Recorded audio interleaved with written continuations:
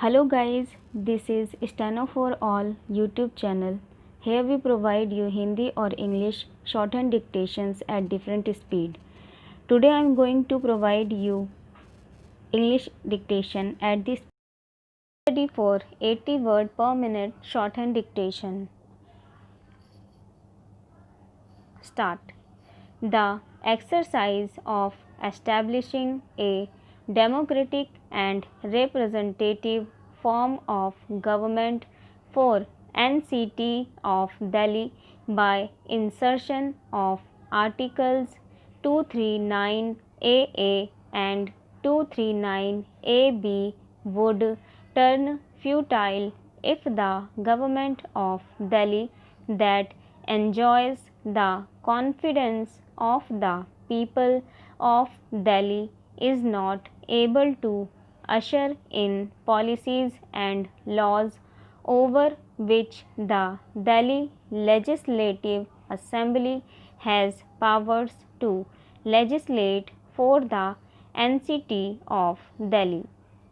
So said the Constitution Bench of the Supreme Court in Government of NCT of Delhi versus Union of India 2018.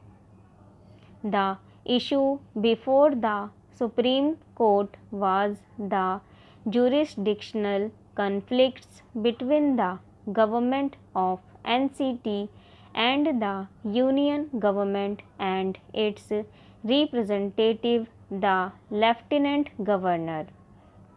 Issues and possible solutions. The judgment, which runs into more than 1000 pages, analyzes the contentious issues which hobbled the state government and attempts to resolve them. Very lofty principles concerning constitutional morality, cooperative federalism, constitutional conscience, pragmatic federalism, etc., have been enunciated in this judgment. It reminds the Lieutenant Governor what his real functions are. It tells the state government that it should remember that Delhi is a special category union territory and lays down the parameters to enabling the harmonious functioning of the government and the Lieutenant Governor. The judgment clarified and settled many contentious issues such as the powers of the Lieutenant Governor vis the elected government, his discretionary powers, the extent of the executive powers of the state government, etc. On the face of it, it did not very clearly delineate the issues in respect of which the Lieutenant Governor can refer a decision taken by the Council of Ministers to the President in the event of a difference of opinion between the Lieutenant Governor and the state government.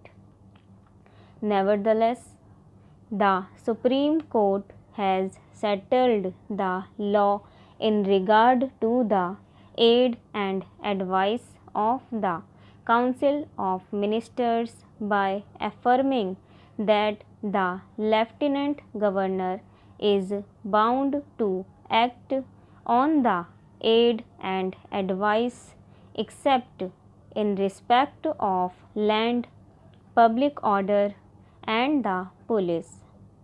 The court has also made it clear that there is no requirement of the concurrence of the lieutenant governor and that he has no power to overrule the decisions of the state government.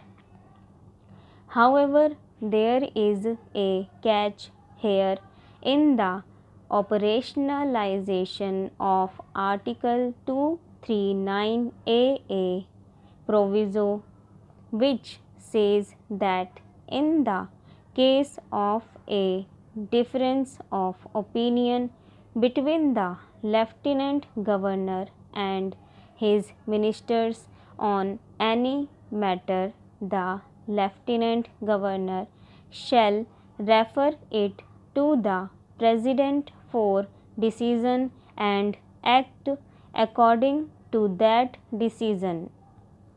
In the meantime, if the lieutenant governor thinks that the matter is urgent, he can take immediate action on his own. So ultimately, things are back to square one. If a lieutenant governor, for example, wants to frustrate the efforts of the government, he can declare that there is a difference of opinion on any issue decided by the elected government and refer it to the president, which in reality means the Union Home Ministry. The lieutenant governor being its representative, it is easier for him to secure a decision in his favor. The state government will be totally helpless in such a situation. Delhi riot cases, the recent appointment of prosecutors for conducting the Delhi riot cases in the High Court is a case in point. As per the High Court and the Supreme Court, the appointment of prosecutors is exclusively within the purview of the state government. When the government decided to appoint them,